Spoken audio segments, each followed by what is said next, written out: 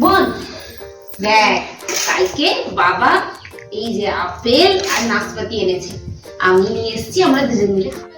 যে আমি এখন পড়ছি। আপেলটা নিচ থেকে কে নিয়ে এলো?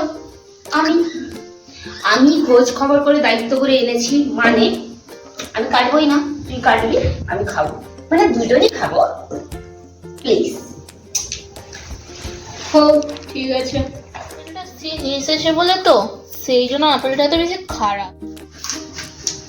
আমি পড়তে বলতে না, আমাকে আপেল কাটতে পাঠিয়ে দিয়েছে। আপেল খাবে তো? এই নে ধর, কেটে এনেছি আমি, ভাগ কর।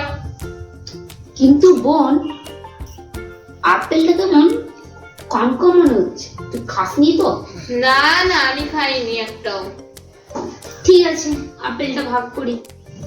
এই নে, একটা তোর, একটা আমার, আমারটা এই সাইডে আছে। দুটো তোর, দুটো আমার। তিনটা তোর, 1 2 3, 1 2 3টা আমার। চারটা তোর, ও সরি, চারটা তোর, চারটা আমার।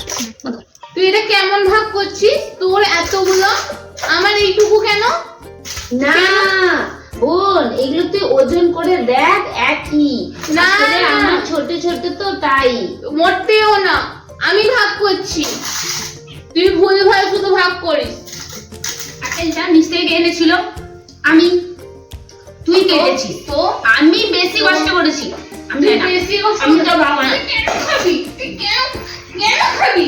হ্যাঁ, তুইও কাটতে কাটতে খাচ্ছিস। আমি কাটতে কাটতে কিছু দেখতে গেছিলিস নি? প্রমাণ কোথায়?